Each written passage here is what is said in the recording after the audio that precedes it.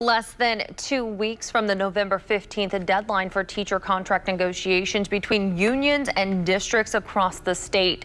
Some local districts like IPS and Noblesville have recently announced pay agreements, but some are still bargaining. We've shared with you protests over teacher wages in Pike Township. At last check, the union is still negotiating with the district. Another bargaining session just wrapped up about an hour ago. And negotiations continue in Anderson as well. On Friday, the district held an e-learning day because so many teachers were going to be out. Tonight, WRTV's Cornelius Hocker shares how one mom says her child is being impacted as the negotiations continue. I've contacted the Indiana Department of Education. I've contacted the people that deal with IEPs. Haley Hemp is looking for support. She says her son is missing out on valuable education time as teacher contract negotiations continue in Anderson. Along with many parents, she tells me she first became aware of the contract talks last Thursday night. We all got a mass message stating that school would be closed on that Friday because of excessive teacher absences.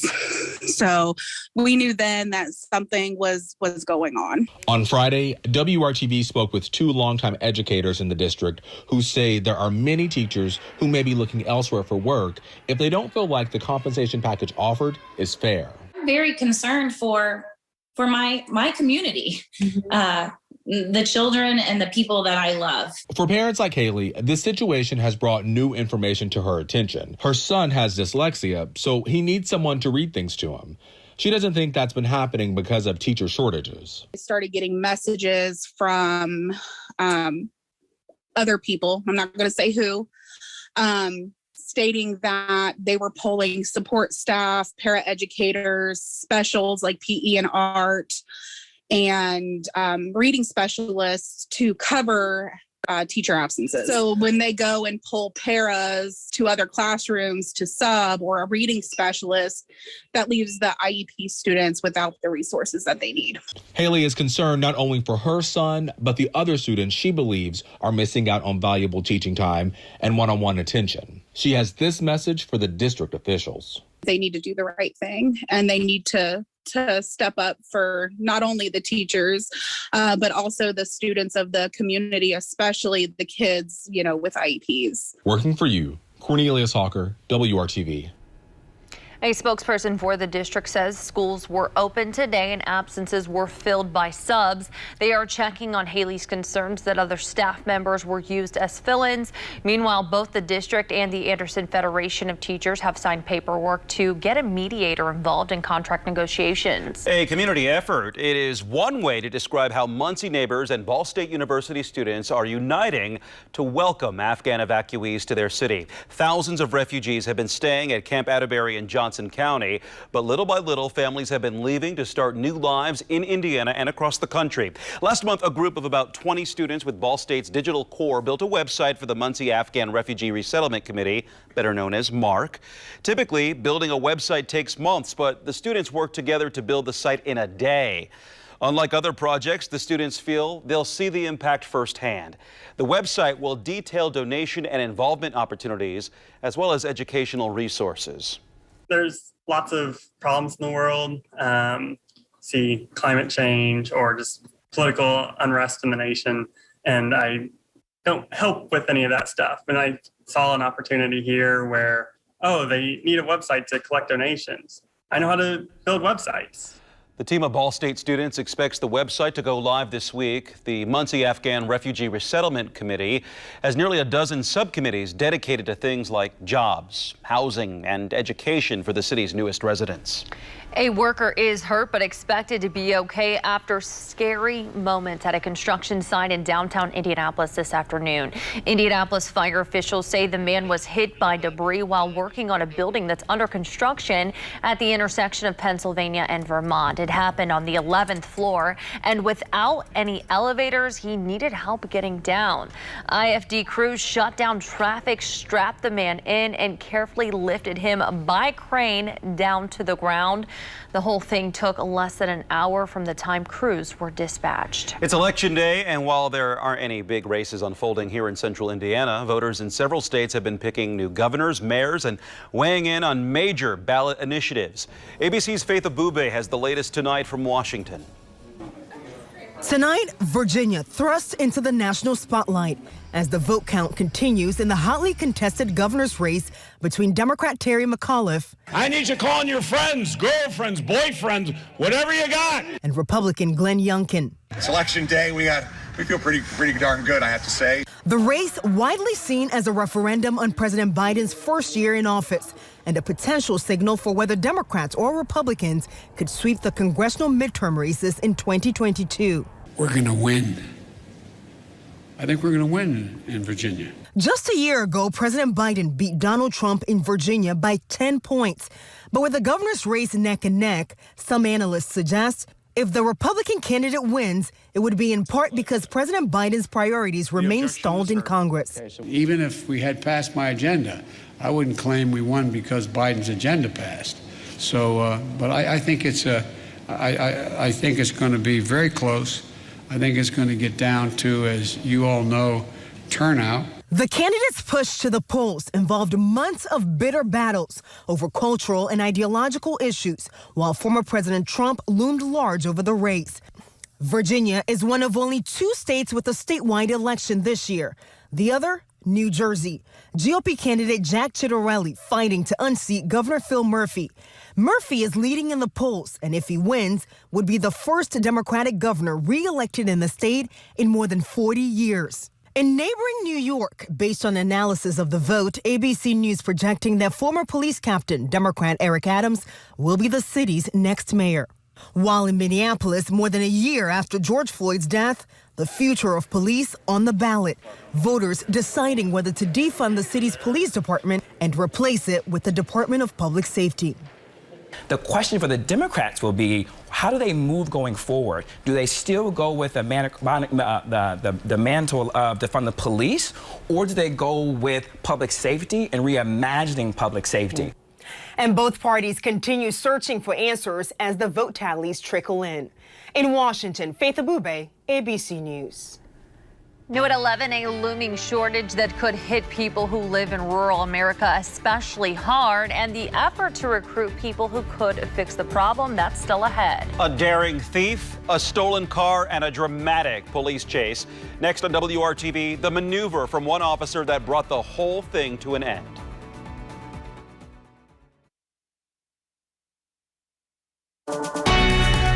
From the station working for you, this is WRTV News at 11, streaming now.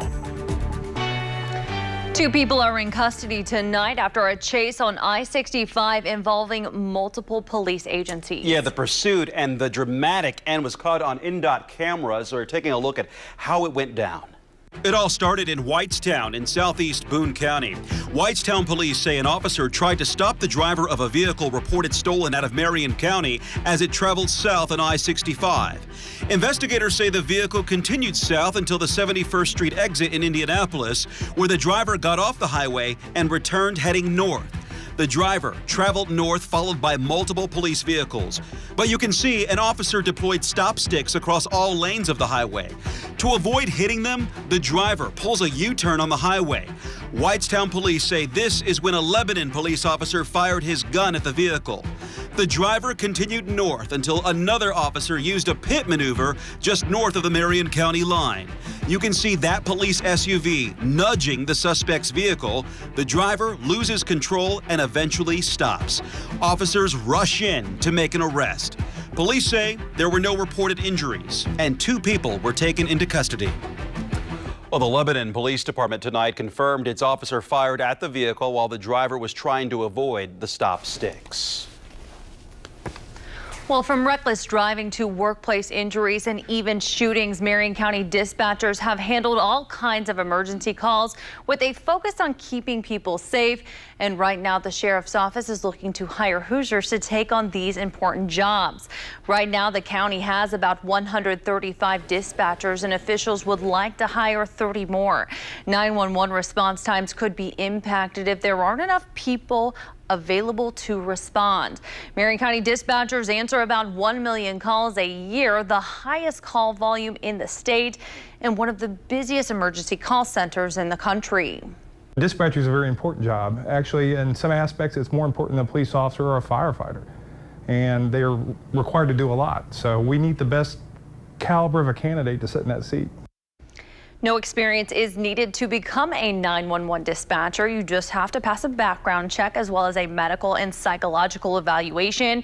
The pay starts at $36,000 a year, and you can learn more about applying at hiringhoosiers.com. No immediate surprise in what I'm going to say. You'll wake up to temperatures in the 20s. The reason why that's not surprising, we're not far from that right now. Temperatures will be coldest through 9 a.m. and then sunshine goes to work. We'll start to turn it the other way. Not that it ever gets balmy tomorrow, but we'll make it into the upper 40s, close to 50. 30 in Frankfort, 31 in Anderson. Many spots here about ready to drop into the 20s. Columbus is one of those in Bartholomew County. The wind is light. The air is dry, very low humidity, and the sky is clear. And that's the recipe for our coldest night so far this fall. Many spots have not been below freezing yet. Indianapolis, one of those with our coldest temperature so far at 34, but we're rewriting that. Temperatures tomorrow morning, nowhere near record cold. The records are in the teens, temperatures in the middle to upper 20s. 48 in the afternoon. No real change Thursday. Lots of sunshine, temperatures again in the upper 40s. Will be around 50 degrees as we hit Friday. That's building momentum for warmer temperatures and the weekend. Tomorrow the wind is light. It's still out of the northwest. The key toward warming temperatures up will be switching that wind direction, and that will be accomplished as we get to the weekend. Temperatures during the afternoon hours a full 10 degrees below average for this time of year. A big blue H keeps any precipitation to our south. This is Thursday morning. As that area of high pressure slides off to the east, we'll be able to warm these temperatures up. But Thursday's another cool day. Notice the wind direction Friday starting to come around to the south. That will set the stage for warmer temperatures over the weekend and at least get our high to 50. On Friday, temperatures noticeably warmer for the weekend, almost to 60 degrees Sunday. If we don't make it there Sunday, we should be there Monday and Tuesday. Temperature goes up, the clock rolls back 1 hour. Saturday night when you go to sleep, put it back 1 hour and then enjoy a sun-filled Sunday and temperatures around 59. With an extra hour of sleep. Hey, in the next 10 years, American hospitals could be short more than 120,000 doctors. More physicians are retiring as the country's population gets older. And that means the demand for medical care will likely increase. Newsy's John Moan takes us to the Southwest for a look at the challenges when it comes to attracting younger medical talent. Santa Rosa, New Mexico, on historic Route 66, a way station for travelers and rural oasis that most pass through on their way somewhere else. But not Dr. Randy Brown, whose family roots span centuries. You can imagine that over the ensuing 100 years, I have a lot of relatives in Guadalupe County. As a matter of fact, I'm related to just about everybody on some level. Brown is the chief of staff at Guadalupe County Hospital, a 10-bed facility that's also this East New Mexico County's emergency room and primary care clinic. For more than 3 decades, he's served a community of about 4,500 people. I've taken care of my friends' parents, my friends' kids, my family. In the world of rural medicine, he's like a precious metal. And he's been here forever, and he's a trusted doctor. You ask anybody in this town, and his word is as good as gold. A rare find, a son of the soil who stuck around to shine. But once you get here, you can't leave. These are your people. This is your life. By 2034, the whole country could be short by between 38,000 and as many as 124,000 physicians. And that projected deficit could hit rural America hard. Though 1 in 5 Americans are rural, fewer than 10% of doctors practice medicine in small towns. In New Mexico, we average 6.5 primary care physicians per 10,000. The national benchmark is 7.9. So there's a huge gap in there, and that was even a few years ago. In rural hospitals and clinics around the United States, Getting new physicians in the door is one challenge. Having them stick around in the building for a career, that's quite another. Here she's had a little bit of a cough. Yeah. Dr. Timothy Overton Hey, Izzy, can you take a deep breath for me? is one of Dr. Brown's proteges. If you look at the statistics and the trends in the country, the cities are getting larger and the rural areas are getting smaller, more depopulated, and less well served. One of his patients today, the daughter of a nurse who also works at the hospital. When you got to call the doctor, you got to call your friend.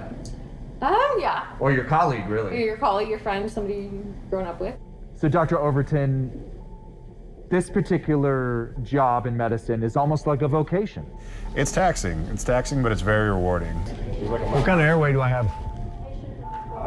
Crockery. In Dr. Brown, the staff have a big gap to fill. He's a legend throughout New Mexico and truly one of the last of a dying breed of physician that can do it all. Along with Administrator Christina Campos, Brown helped build and run the modern Guadalupe County Hospital. We see the patients that we have saved at the grocery store, at church, in the street, at the schools. We also see the families of the patients that we've lost. Medicine is personal business in Santa Rosa. New Mexico has the oldest physician workforce in the U.S., and the leadership duo says finding the right successors is exhausting. It's an ongoing struggle, and we recruit every day. Rural doctors do everything from delivering babies to mending broken bones. One of the greatest things that's not really talked about so much, but physicians cite all the time, is continuity and being able to have a relationship with their patients. Small communities entice some physicians to stay for a time with college loan forgiveness programs, but Dr. Brown says making a life in the country requires more than just financial incentives. You have to have somebody that has a heart for the community and for the people that they're taking care of. Before he walks out the door, Brown hopes the new generation of doctors will rise above the reluctance of working in rural America. He told me just a couple weeks ago when it was just me and him here that not to